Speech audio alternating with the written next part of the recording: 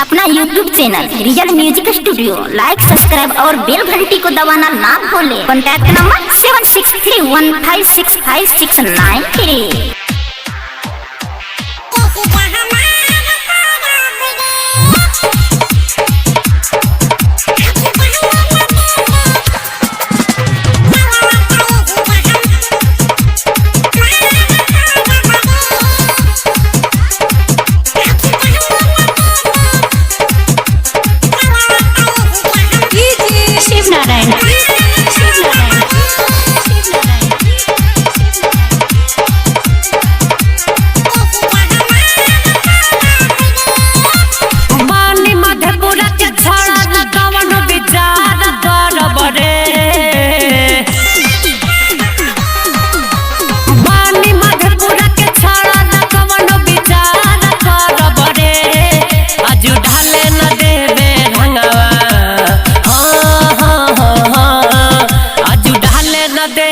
रंगवा तो यही हमारा करब रे आजू ढाले न देबे रंगवा तो यही हमारा करब रे।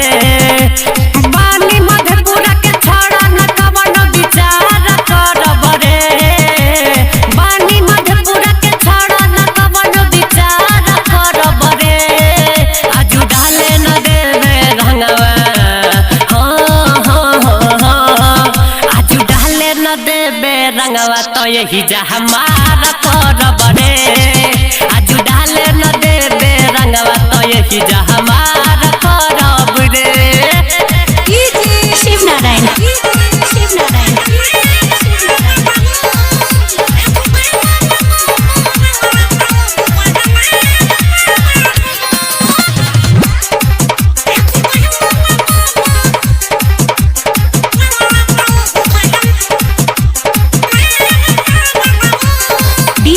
शिव नारायण अपना जिला के रंग बाज होई सुपर डलिए के जाहिर आज रंग तोरा ऊपर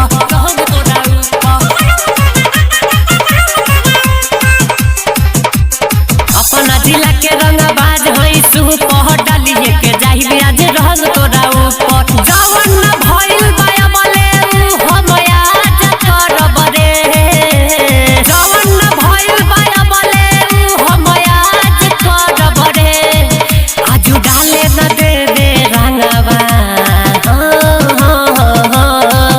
आजू ढाले न देबे रंगवा तो यही हमारा करब रे। आजू ढाले न देबे रंगवा तो यही हमारा करब रे। शिव नारायण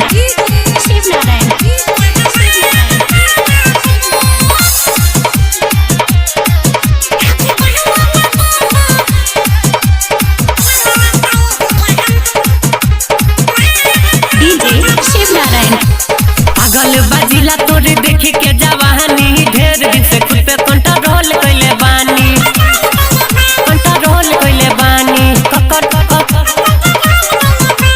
पागल बाजिला तोरे देखी के जवानी ढेर दिन से खुद पे कंट्रोल कइले बानी।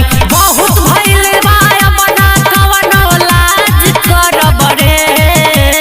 बहुत भइल बाया बना ककरो लाज करब रे। आजू ढाले न देबे रंगवा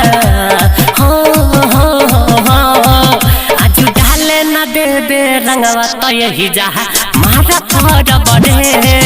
आजू ढाले न देबे रंगवा तो यही हमारा करब रे। शिव नारायण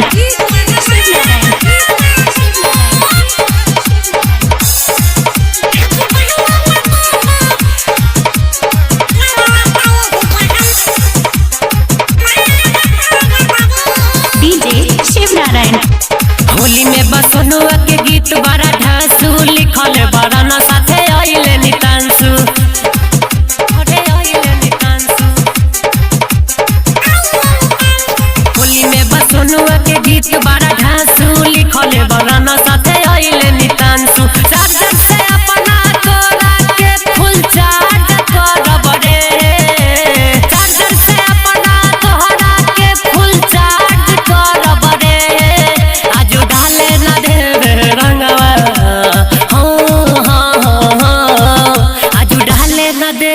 रंगवा तो यही जा हमारा करब रे आजू डाले न देवे रंगवा तो यही जा हमारा करब रे हरे बानी मधेपुरा के छोड़ा न कवनो विचार करब रे बानी मधेपुरा के छोड़ा न कवनो विचार करब रे आजू डाले न देवे रंगवा